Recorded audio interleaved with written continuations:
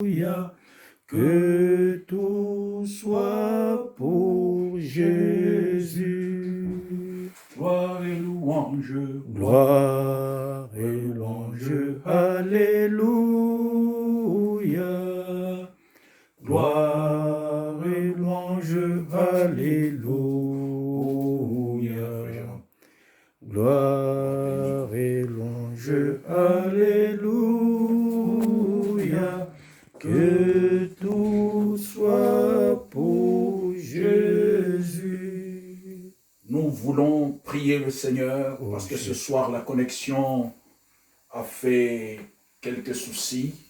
Connexion avec YouTube a fait beaucoup de soucis. Nous voudrions maintenant commencer par la prière. La prédication sera en différé. Seigneur, Dieu Tout-Puissant, Créateur du ciel et de la terre, que ton grand nom soit élevé, magnifié pour toujours. Nous venons, Père, te remercier, car nous croyons de tout cœur que les choses que nous ne voyons pas, celles que nous voyons, concourent toujours à notre bien. Amen. Nous étions venus ce soir, Seigneur, pour t'adorer, communier avec toi. Nous allons le faire. Rien ne peut nous arrêter pour faire ce précieux travail que toi tu as accordé au Fils des hommes. Tu as fait des dons aux hommes pour que ton Église puisse atteindre la perfection. Que ton nom soit exalté, loué à jamais. Merci de bénir la prédication, de conduire toutes choses. Au nom de Jésus-Christ. Amen. Amen.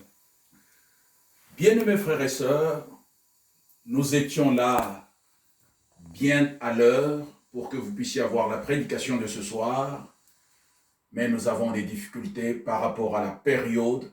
Nous avons l'Internet, mais il y a la transmission par rapport à notre appareil et YouTube qui n'a pas fonctionné. Ainsi, nous sommes dans l'obligation d'enregistrer cette prédication.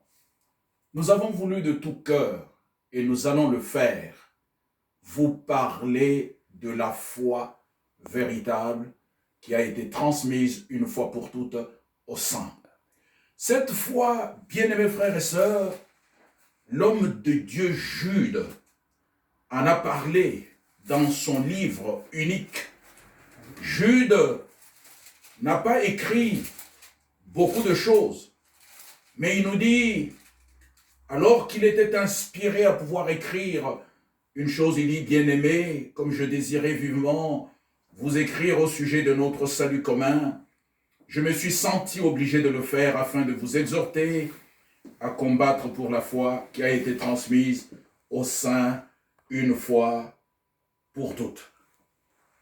Bien-aimé, comme je désirais vivement vous écrire au sujet de notre salut commun, Jude avait à cœur, il voulait parler du salut commun, le salut que notre Seigneur nous a accordé dans sa grâce. Comme il était dit déjà dans le livre d'Ésaïe, le jour du salut, le jour de la grâce. Et cet homme de Dieu, Jude, l'un des apôtres, a voulu effectivement nous parler sur la foi qui a été transmise aux saints une fois pour toutes. Bien-aimés, qu'est-ce que nous voyons dans cette écriture? Il nous est dit effectivement que la foi véritable, parce que nous voulons parler de la foi. La foi, ce n'est pas une chose imaginaire. Quand il y a eu la chute dans le jardin d'Éden et que notre Dieu a voulu faire quelque chose avec les vrais croyants, il a appelé notre père Abraham.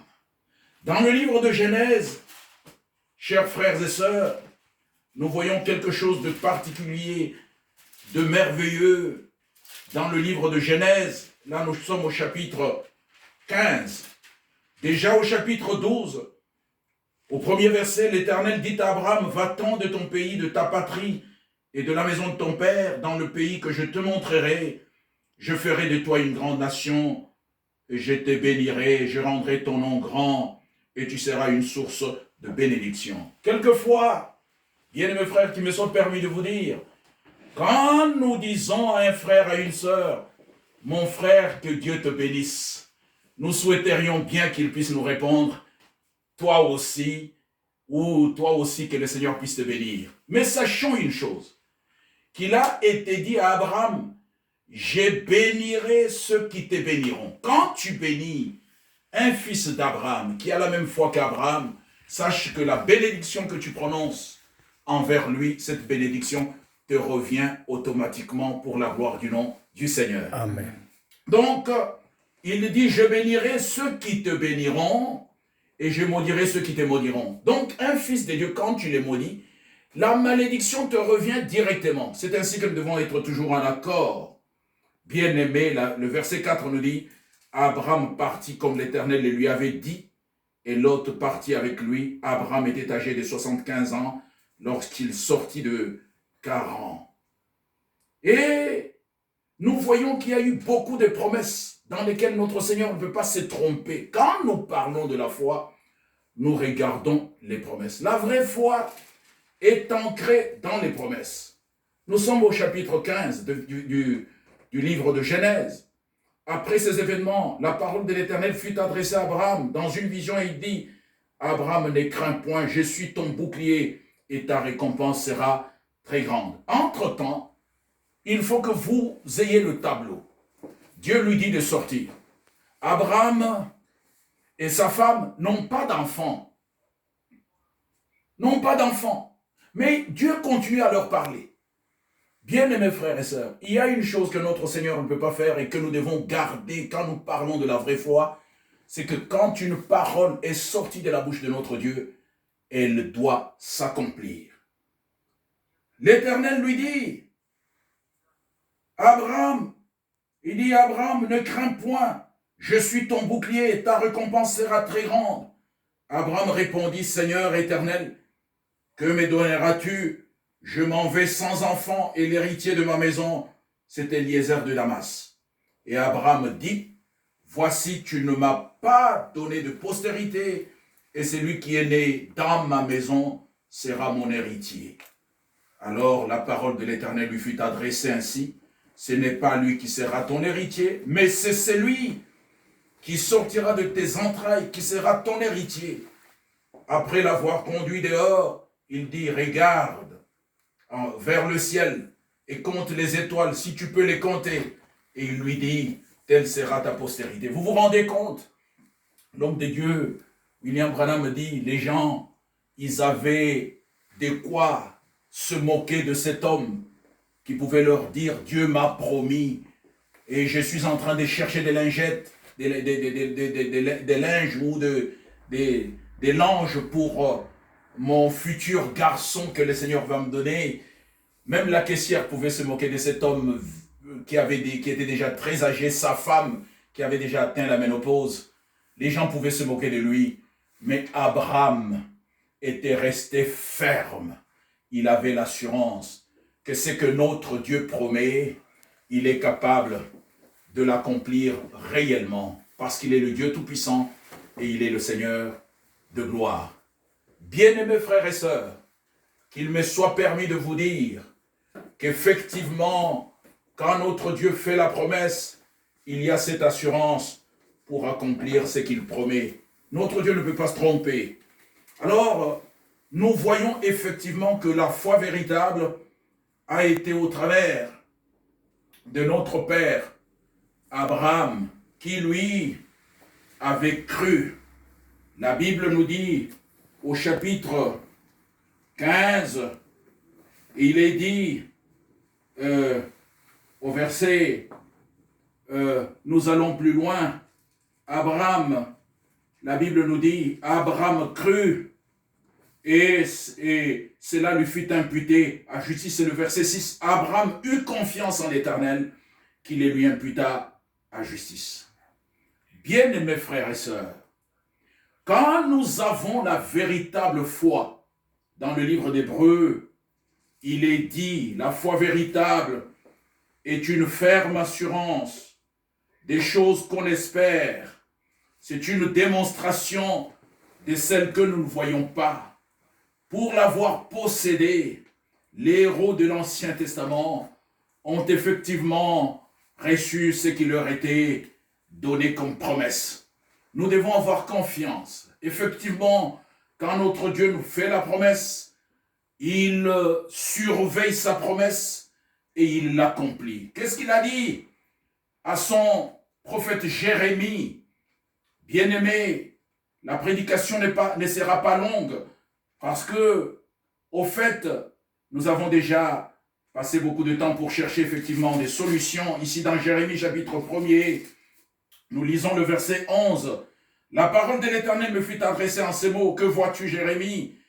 Je répondis, je vois une branche d'amandier. Et l'Éternel me dit, tu as bien vu, car moi, l'Éternel, je veille sur ma parole pour l'exécuter.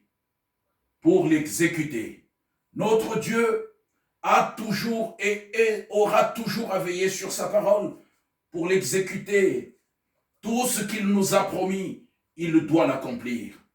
Bien-aimés, vous voyez que nous passons par une situation très difficile. Vous êtes chez vous, nous sommes ici pour envoyer effectivement la connexion chez vous et que nous puissions garder la foi. Aujourd'hui, tout à l'heure, j'étais avec notre bien-aimé frère Ewald Franck en ligne, qui salue chaque croyant, qui m'a dit qu'il va très bien et qui a aussi demandé comment nous allons. Je lui ai dit, tous nous allons bien. Je l'ai rassuré que tous ces bien-aimés ici dans la région parisienne vont très bien. Il était très content, il m'a dit de saluer tous chaleureusement et nous prions les uns pour les autres. Il m'a dit, mon frère, pour ce qui arrive, que nous puissions voir des réunions dans nos maisons, cela est aussi biblique, comme dans le livre des Actes des Apôtres. C'est lui qui m'a dit ça.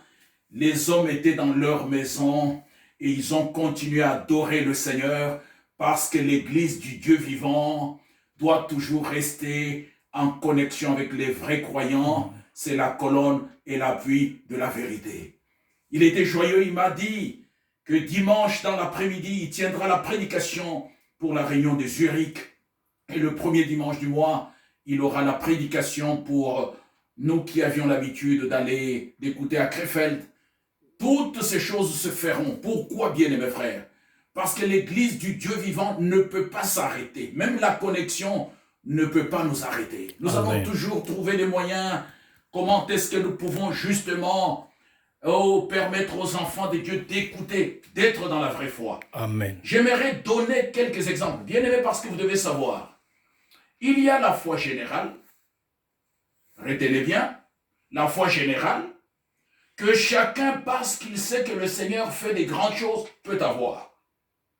Cette foi-là, même les païens qui ne connaissent pas le Seigneur peuvent l'avoir. Ils peuvent simplement avoir confiance que le Seigneur est capable de guérir, comme dans les temps des disciples et du Seigneur Jésus-Christ. Il ne guérissait pas que les véritables croyants. Nous avons l'exemple, bien-aimés frères, avec cet homme de Dieu, ce croyant. C'est dans le livre de Matthieu. Dans le livre de Matthieu, nous pouvons le voir ensemble. Dans le livre de Matthieu, nous sommes au chapitre, nous allons le voir, Matthieu chapitre 7. Matthieu 7. Nous sommes commençons même quelque part pour voir effectivement ce que les croyants véritables avaient. Nous sommes dans Matthieu chapitre 8. Matthieu 8, pas 7 mais 8. Nous lisons la chose suivante à partir du verset 5. Comme Jésus entrait dans Capernaum, un centenier l'aborda. Le centenier n'avait pas la même foi que le peuple d'Israël, mais il avait appris que cet homme Jésus faisait des grandes choses. Il l'a prié, disant, Seigneur, mon serviteur est couché à la maison, atteint de paralysie. Bien-aimés frères, l'AVC n'a pas commencé qu'aujourd'hui. Atteint de paralysie et souffrant beaucoup. Jésus lui dit, j'irai et je le guérirai. Le centenier répondit, Seigneur, je ne suis pas digne que tu entres sous mon toit. Je ne suis pas digne que tu entres sous mon toit. Mais dis seulement un mot, et mon serviteur sera guéri. Car moi qui suis soumis à des supérieurs, j'ai des soldats sous mes ordres, et je dis à l'un va et il va, à l'autre viens et il vient, et à mon serviteur fais cela et il le fait. Après l'avoir entendu, Jésus fut dans l'étonnement. Amen. Et il dit à ceux qui le suivaient, je vous le dis en vérité, même en Israël, je n'ai pas trouvé une aussi grande foi. Le verset 13. Puis Jésus dit au centenier, va, qu'il te soit fait selon ta foi. Et à l'heure même, le serviteur fut guéri. Vous voyez bien, mes frères, la foi qui était là pour cet homme était là. Et nous voyons, par la suite, il y a eu la guérison de la belle-mère de Pierre. Là, le Seigneur n'a pas du tout exigé qu'elle ait la foi. Mais comme c'était une maison des croyants, il a directement guéri la belle-mère de Pierre. Et ici, au chapitre 8, nous sommes au verset 14, c'est ce que nous lisons. Jésus s'est rendu ensuite à la maison de Pierre, dont il vit la belle-mère, couchée ayant la fièvre. Il toucha sa main et la fièvre la quitta, puis elle s'éleva et le servit. Là, c'était dans la maison des croyants, qui savaient déjà que cet homme peut faire des grandes choses. Et je crois que dans chaque maison où vous êtes, le Seigneur sait que vous avez la vraie foi. Il n'a plus besoin que nous puissions lui faire beaucoup de démonstrations, mais nous devons garder la foi qui est dans les promesses et garder aussi la foi pour les choses actuelles. Si nous tombons malades, il faut que celui qui tombe malade puisse savoir que par ce meurtrissure, le Seigneur nous a guéris. Le verset 16 nous dit, le soir, on amena auprès de Jésus plusieurs démoniaques. Il chassa les esprits par sa parole et il guérit tous les malades. Il n'est pas dit qu'ils étaient des croyants, afin que s'accomplisse ce qui avait été annoncé par Isaïe le prophète. Il a pris nos infirmités et il s'est chargé de nos maladies. Nous l'avions déjà dit, il n'y a pas longtemps, bien-aimés frères et sœurs, qu'effectivement, il y a eu dans des maisons des croyants aujourd'hui, quelques-uns qui ont été touchés dans leur corps par la fièvre, le virus. Mais nous devons avoir confiance que notre Seigneur nous guérit. Pourquoi? Pour que nous puissions voir l'accomplissement de ce qui avait été annoncé par Isaïe le prophète. Il a pris nos infirmités et il s'est chargé de nos maladies. Et nous pouvons le dire, par ce meurtrissure, le Seigneur nous a complètement guéris. Ça, c'est la première chose, la foi générale. Nous voyons la femme syro-phénicienne qui dit au Seigneur, mon fils est malade. Et le Seigneur dit, je n'ai pas été envoyé vers tout le monde, mais je suis envoyé vers le brebis perdu d'Israël. Et ses disciples, quand ils ont supplié, il leur a dit, je ne peux pas prendre la nourriture des enfants pour donner aux chiens. Et la femme dit, non, Seigneur, même les chiens peuvent manger les miettes qui tombent des tables. C'était une femme païenne, mais qui avait la foi. Et le Seigneur dit, même en Israël, comme il a dit pour ce centenier romain, je n'ai pas trouvé une foi aussi grande. Donc c'était la foi pour les choses de ce monde, pour la santé, pour les choses de ce monde.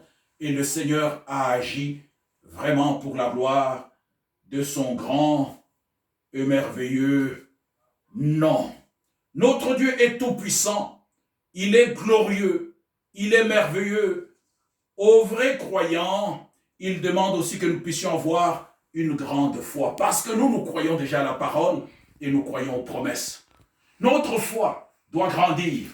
Là, nous sommes dans le livre de Matthieu chapitre 6 et nous lisons à partir du verset 30. Matthieu 6, verset 30. Là, nous voyons que la foi de vrais croyants qui croient déjà aux promesses pour les choses actuelles, les maladies, les choses que nous avons, notre foi doit grandir. Nous sommes au verset chapitre 6 et nous lisons le verset déjà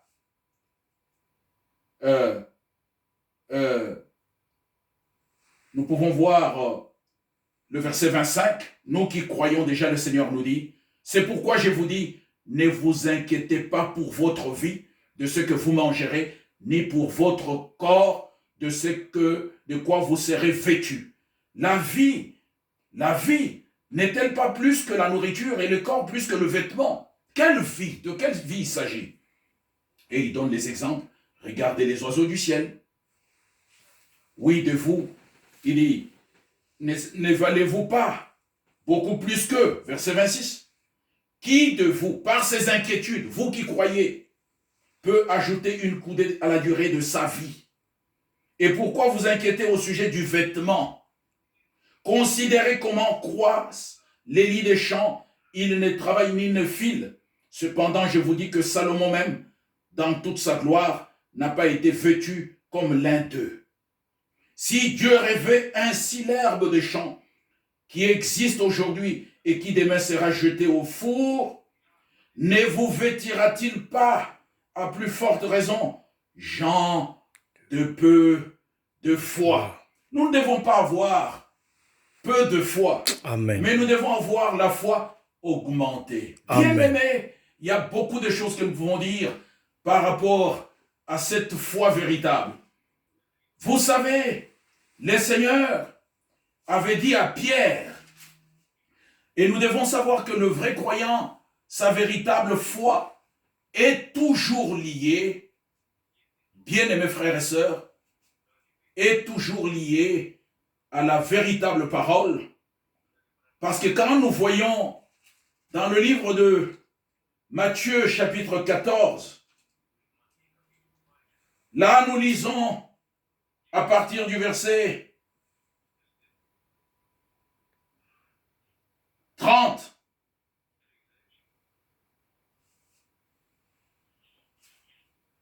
Le verset 30.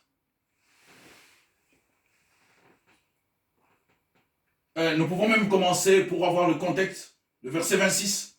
Quand les disciples le virent marcher sur la mer, ils furent troublés et dirent, c'est un fantôme. Et dans leur frayeur, ils poussèrent des cris. Jésus leur dit aussitôt, rassurez-vous, c'est moi, n'ayez pas peur. Pierre lui répondit, Seigneur, si c'est toi, ordonne que j'aille vers toi sur les eaux. Et il dit, viens.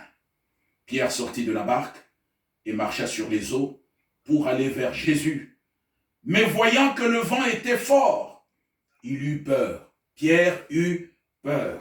Et comme il commençait à enfoncer, il s'écria, Seigneur, sauve-moi. Pierre, le vrai croyant, disciple de Jésus-Christ, aussitôt Jésus étendit la main, le saisit et lui dit, homme de peu de foi, pourquoi as-tu douté? À Pierre, qui était un vrai croyant, le Seigneur voulait que sa foi puisse augmenter.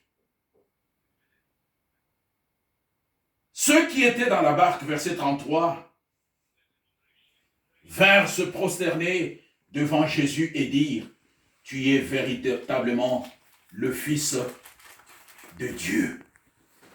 Que Dieu soit loué. Nous devons le reconnaître en tant que tel. La vraie foi que le Seigneur nous a donnée, bien-aimés frères et sœurs, ancrée dans ses promesses, fait que nous puissions aussi croire aux autres choses. Pour finir avec le livre de Matthieu, beaucoup de choses à vous dire par rapport à la vraie foi Parce qu'il s'agit de cela, bien-aimés frères, dans le livre de Matthieu, pour voir cela, nous verrons que dans Matthieu, au chapitre 18, là aussi le Seigneur parle du pardon. Les croyants véritables doivent se pardonner les uns les autres. Et vous verrez que dans les Écritures que nous pouvons lire, bien-aimés frères et sœurs, touchant à la foi, quand Dieu donne des solutions, cela est toujours lié au pardon et à la charité. Gardez cela, parce que nous aurons la possibilité de revenir vraiment dans le vrai contexte, d'une manière très large, pour que vous sachiez que le pardon, l'amour véritable doivent être les choses que le véritable croyant doit garder. Le verset 19, il dit, « Je vous dis encore, si deux d'entre vous s'accordent sur la terre pour demander une chose quelconque, elle leur sera accordée par mon Père qui est dans les cieux. Car là où deux ou trois sont assemblés à mon nom, je suis au milieu d'eux. » Nous devons le croire, même dans vos maisons. Là où deux ou trois sont assemblés en son nom, nous devons savoir qu'il est au milieu de nous. Alors Pierre s'approcha de lui et dit, « Seigneur,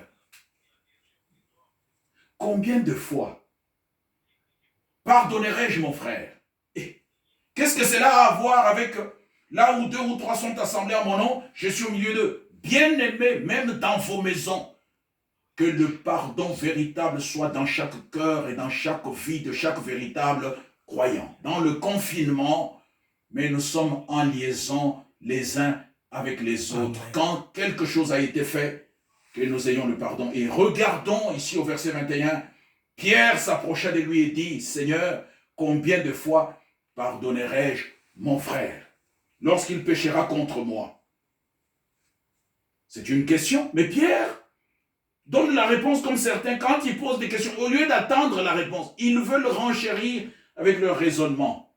Il dit, sera-ce jusqu'à 7 fois?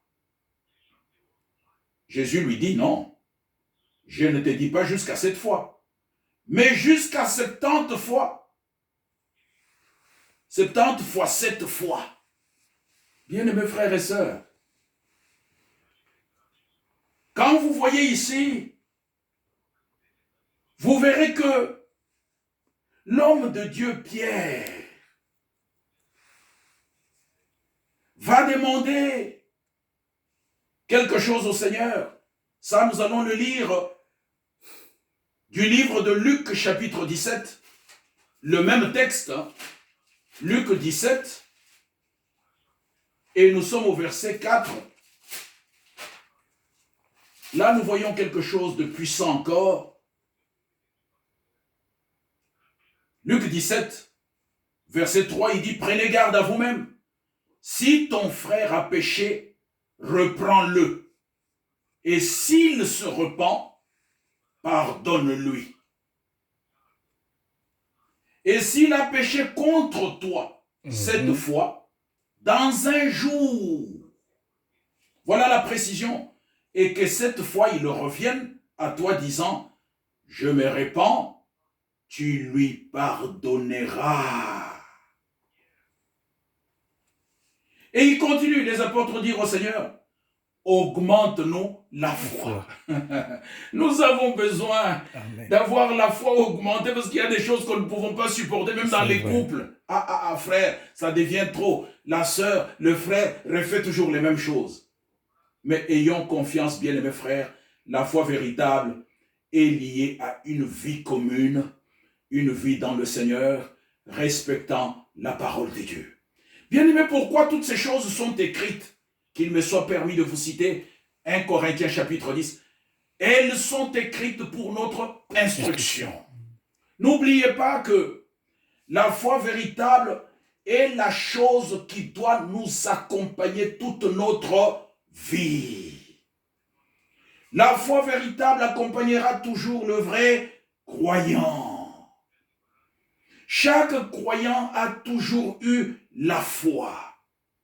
Qu'est-ce que le Seigneur dit dans sa parole? Demandez avec foi. Nous devons demander avec foi. Nous allons dans le livre de Jacques. Nous allons terminer dans quelques minutes, bien-aimés frères et sœurs.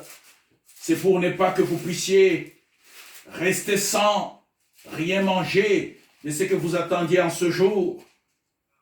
Et que vous puissiez vous réjouir quand vous écouterez ceci et que chaque maison soit dans cette vraie foi. Dans quelques minutes, nous finissons parce que nous voudrions prendre du temps dans la prière. Oh, c'est dommage.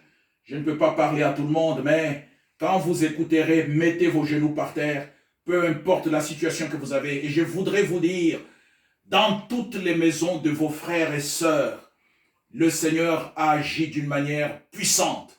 Tous ceux-là qui étaient malades ont été secourus et certains sont sur la voie de guérison, mais nous disons déjà qu'ils sont déjà guéris. Chaque maison, bien aimé, vous vous rendez compte, regardez simplement aux informations, combien sont morts, sont passés de la vie à la mort, même des grandes personnalités, des gens qui ont plus de moyens que vous et nous, mais ils sont passés par la mort. Mais le Seigneur a gardé ses enfants. Je me réjouis parmi vous, pas des calamités, mais le Seigneur protège. L'ennemi est venu effectivement pour influencer certaines choses, mais le Seigneur a gardé, qu'il continue à garder encore, qu'il nous couvre dans le sang de l'agneau et que chaque foyer, chaque maison soit couverte dans le sang de l'agneau. Dans le livre de Jacques, nous sommes au chapitre 2 et au chapitre 5, nous lisons le verset 7. Il dit, soyez donc patients, frères, jusqu'à l'avènement du Seigneur. C'est la plus grande promesse. Et notre foi est ancrée dans cette promesse.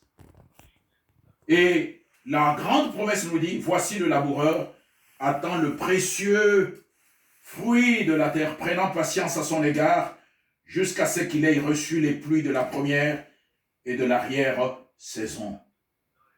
Vous aussi, soyez patients, affermissez vos cœurs, car l'avènement du Seigneur est proche. Mais bien aimés frères, comme Abraham, nous devons avoir cette foi, parce que c'est lui qui a donné la promesse est fidèle. Il accomplira certainement. Ne vous plaignez pas les uns les autres, afin que vous ne soyez pas jugés. Voici le juge est à la porte. Prenez, frères, pour modèle de souffrance et de patience, les prophètes qui ont parlé au nom du Seigneur. Bien-aimés, nous disons toujours, nous n'avons pas l'évangile social, mais nous avons l'évangile du royaume. Et nous avons la possibilité de comprendre ce que le Seigneur nous dit là. Prenez, mes frères, pour modèle de souffrance et de patience. Souffrance et patience. Les prophètes qui ont parlé au nom du Seigneur. Voici, nous disons, bienheureux, ceux qui ont souffert patiemment. Vous avez entendu parler de la patience de Job. Et vous avez vu la fin que le Seigneur lui accorda, car le Seigneur est plein de miséricorde et de compassion. Puisse le nom du Seigneur être élevé, que son nom soit exalté. Nous lisons au verset 13, quelqu'un parmi vous est-il dans la souffrance? C'est une question qui le prie. Prions, bien-aimés. Parmi nous, il peut y avoir de souffrance. Quelqu'un est-il dans la joie? Personne n'avait le droit d'aller poser la question à Pierre ou à Jacques. Mais comment un croyant peut être dans la souffrance? Nous, dans l'évangile du royaume, nous savons que c'est possible. Il dit quelqu'un parmi vous, dans vos maisons, autour de vous, en tant que croyant, est-il dans la souffrance? Qu'il prie. Quelqu'un est-il dans la joie? Qu'il chante des cantiques. Quelqu'un parmi vous est-il malade? Parmi vous, est-il malade? Qu'il appelle les anciens de l'église et que les anciens prient pour lui en loignant d'huile au nom du Seigneur. Écoutons maintenant le verset 15. La prière de la foi sauvera le malade et le Seigneur le relèvera. S'il a commis des péchés, il lui sera pardonné. Amen. La foi liée toujours au pardon. Pardon, confessez donc vos péchés les uns les autres et priez les uns pour les autres afin que vous soyez guéris.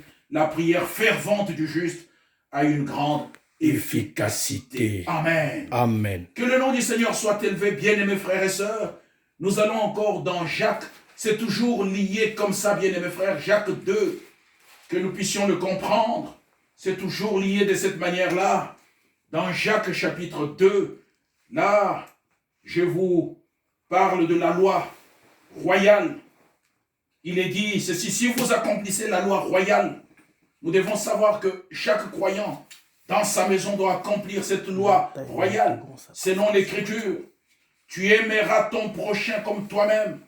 Vous faites bien, mais si vous faites exception de personne, vous commettez un péché.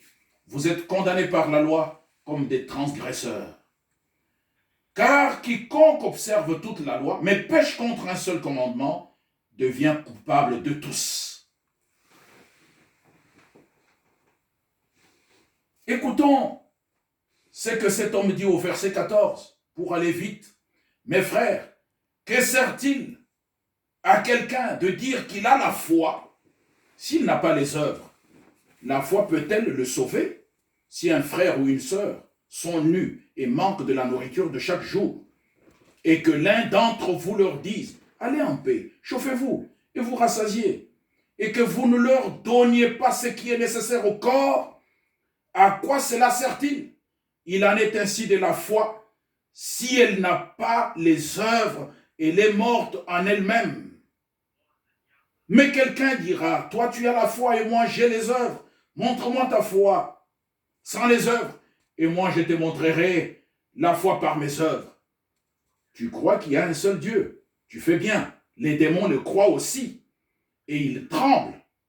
Veux-tu savoir, ô homme vain, que la foi sans les œuvres est inutile? Amen. Notre bien-aimé frère, Gilbert, pour qui nous annonçons vraiment des bonnes prières en présence du Seigneur, nous a déjà parlé de 1 Corinthiens chapitre 13. Même si j'ai la foi pour transporter les montagnes, si je n'ai pas l'amour. Alors vous voyez ici, c'est la même chose.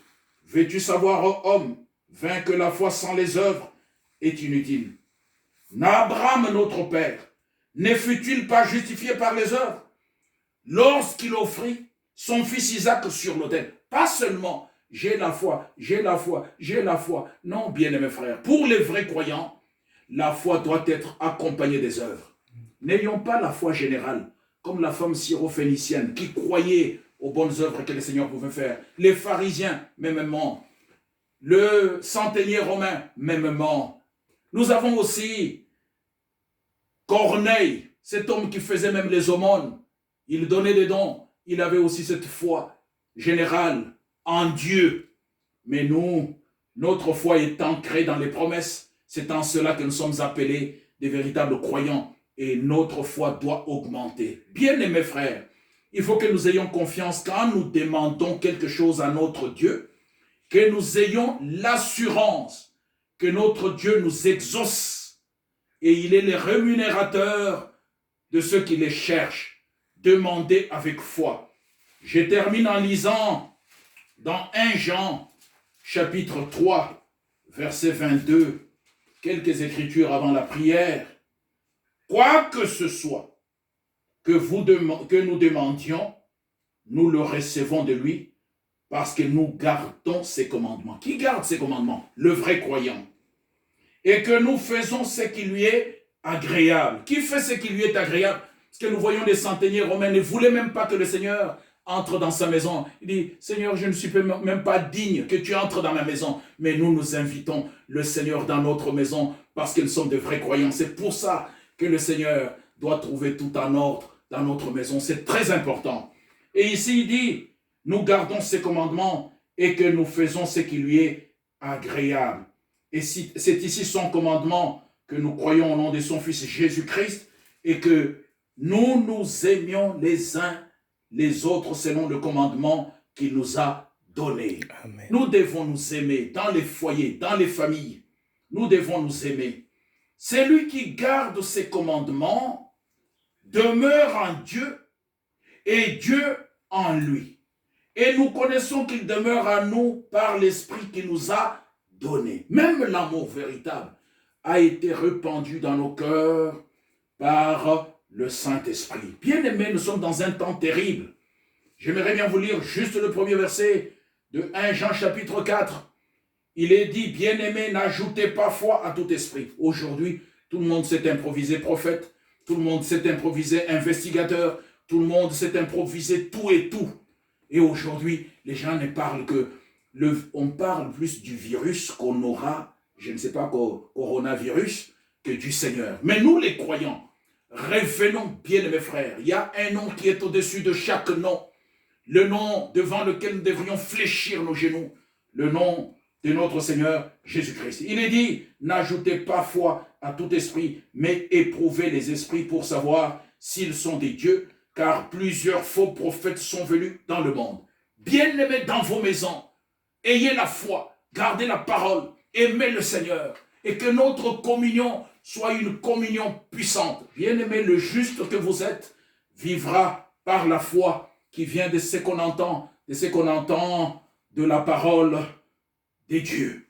Ici, nous avons 1 Jean 3, quand nous lisons encore au chapitre de Marc, chapitre 11, pour que nous puissions effectivement nous réjouir et entrer dans la prière. Bien-aimés, quand nous demandons, les gens s'étonnent comment est-ce que les croyants sont guéris. Quand nous demandons, nous voyons que le Seigneur repousse même les échéances. Ceux qui ont été déjà à la liste des morts, qui devaient être comptés, ne sont plus là-dedans. Marc chapitre 11. Pourquoi, bien mes frères? Parce que nous prions avec foi. La prière d'un véritable croyant, c'est une prière dans la foi. Ne doutez jamais, bien-aimés. Vous avez le droit de dire au Seigneur, mon frère est malade, ma soeur est malade, je réclame sa guérison. Et le Seigneur guérit. Verset 24, Marc 11, c'est pourquoi je vous dis, tout ce que vous demanderez en priant, croyez que vous l'avez reçu et vous le verrez s'accomplir.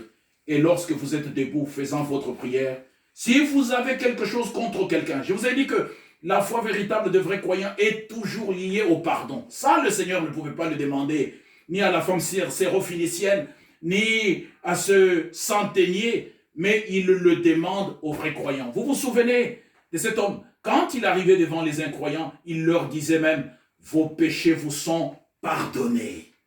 Mais pour les vrais croyants, même la prière que nous devrions faire doit toujours être accompagnée, bien-aimés frères, du pardon. Chaque croyant doit pardonner l'autre. Il dit, lorsque vous êtes debout, faisant votre prière, si vous avez quelque chose contre quelqu'un, pardonnez, afin que votre Père qui est dans les cieux vous pardonne.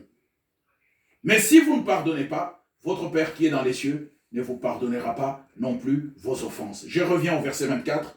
C'est pourquoi je vous dis, tout ce que vous demanderez en priant, croyez que vous l'avez reçu et vous le verrez s'accomplir. Matthieu 21. Matthieu 21. Et nous allons prier ensemble, bien-aimés. C'est une prédication transmise. Nous allons prier ensemble, chacun de nous, pour la gloire du nom du Seigneur. Matthieu 21. Nous sommes au verset 22.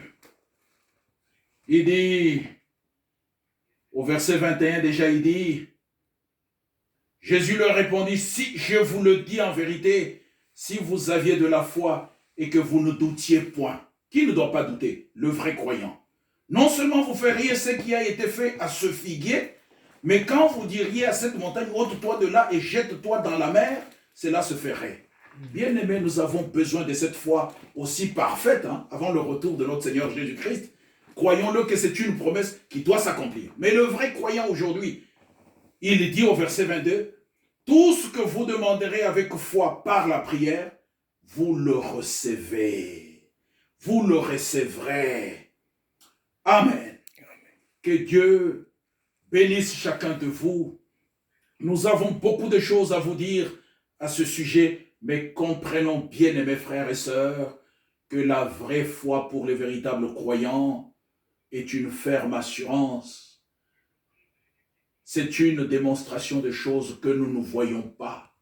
Pour l'avoir possédée, il y a toute une liste des croyants. N'oubliez pas David qui avait vaincu Goliath. N'oubliez pas Pierre qui dans la barque avait réveillé le Seigneur Jésus-Christ et quand il s'est levé, il a fait calmer la tempête. Notre Seigneur est capable de faire des grandes choses, même dans vos maisons. Faisons-lui confiance pour la gloire de son nom. Amen. Amen. Nous pouvons nous lever pour la prière. Et chez vous à la maison, nous avions prévu que ce vendredi, nous ayons un temps de prière, mais nous n'allons pas être stoppés par quoi que ce soit. Que chacun de vous soit dans la prière pour la gloire du nom du Seigneur Jésus-Christ. Dieu bien-aimé, Ô Père, Seigneur Dieu Tout-Puissant, nous venons avec chaque famille, chaque maison, chaque croyant, te remercier parce que tu as rendu la chose possible.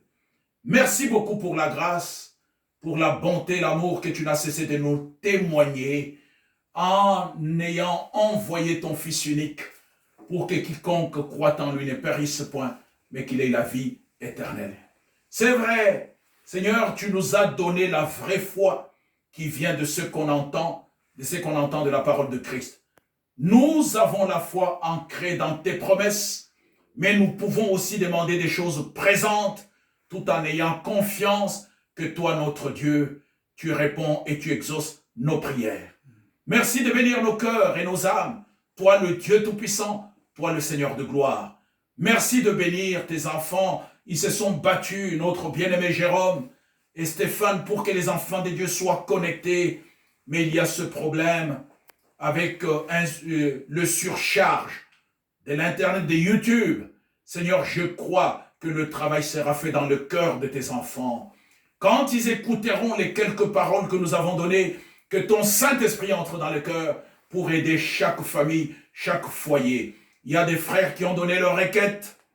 Ils réclament réellement que le Seigneur soit l'aide, qu'il puisse conduire et bénir toutes choses.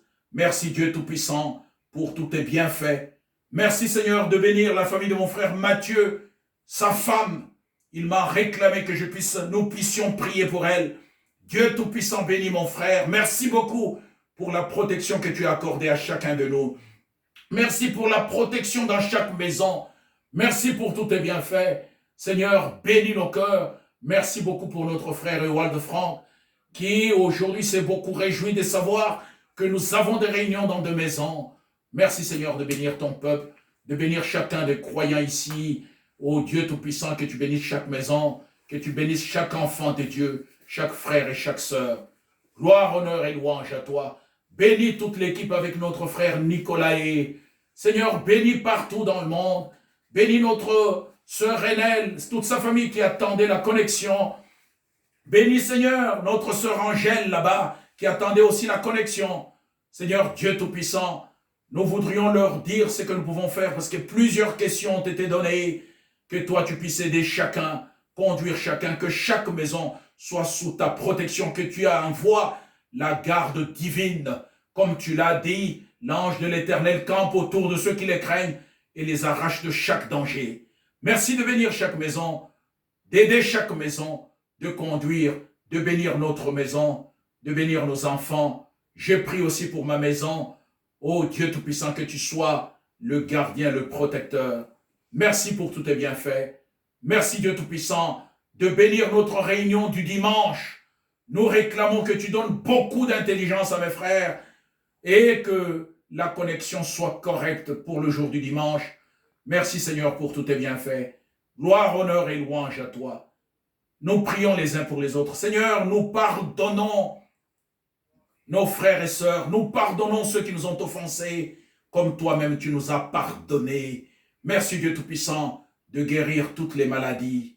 Merci Seigneur pour tous tes bienfaits. Gloire, honneur et louange à toi. Au nom de Jésus-Christ. Amen. Amen. Amen. Que Dieu vous bénisse richement. Amen. Amen. Mon frère,